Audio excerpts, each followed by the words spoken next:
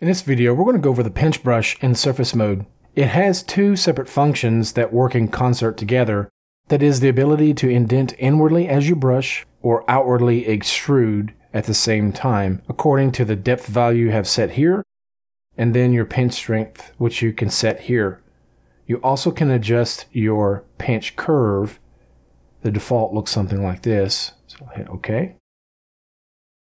I typically will use one of these first draw modes here that work with brush pressure rather than an absolute draw mode. So let's use this one, and maybe a sharp fall off on your brush. You may want to turn steady stroke on if you have to make rather long strokes. So I can start with light pressure and then press harder. I can see a difference, but it's not quite enough. I pressed harder, but I don't have enough depth enabled here. So I need to right click and drag upward. I can see the value change here as well. And I probably also want to turn symmetry on. So I'll hit the S key and enable that. And I'll turn the plane off, but that still leaves my symmetry enabled. Okay, so light pressure again.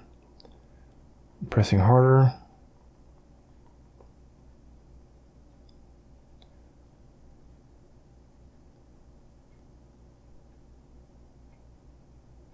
If all I want to do now is just pinch, then I can right click and drag downward till my depth value is at 0 or my little profile is flat. And now I can just brush along that area. Okay, so let's right click and drag upward again. And we'll practice a little bit more. A few more of these folds.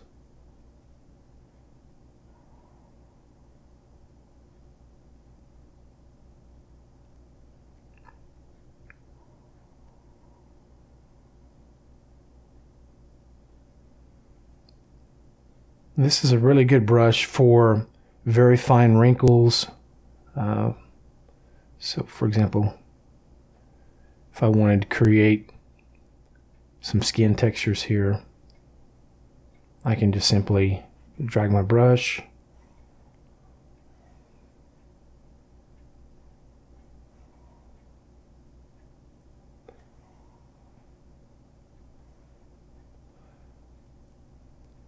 if I need finer details. Obviously I would want to tessellate a bit more before going any further. However, you can use your shift key or control shift key menus to add extra detail. This is utilizing live clay tessellation. If I zoom in, turn wireframe on by hitting the 4 key. I can hold down control shift key and brush along an area where I need more tessellation.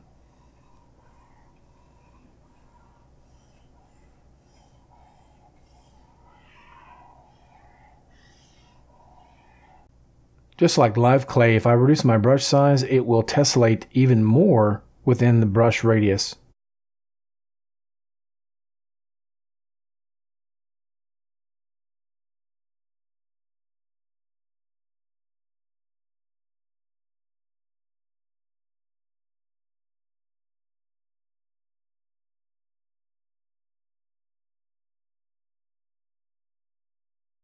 So let's turn wireframe back off.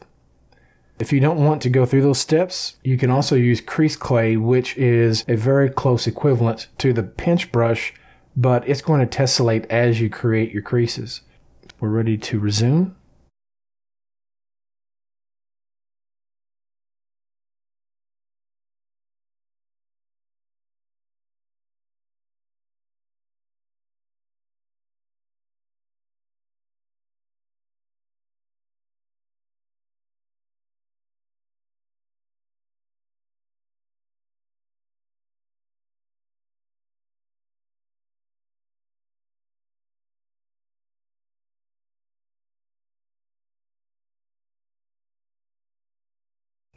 Now, if I want to extrude a little bit, for example, around the corners of the lips on a human character, you can hold down the control key and brush, and it's going to extrude outwardly rather than indent inwardly. I should also mention that the Surface Pinch Brush is also available whenever you are on a layer that's in voxel mode.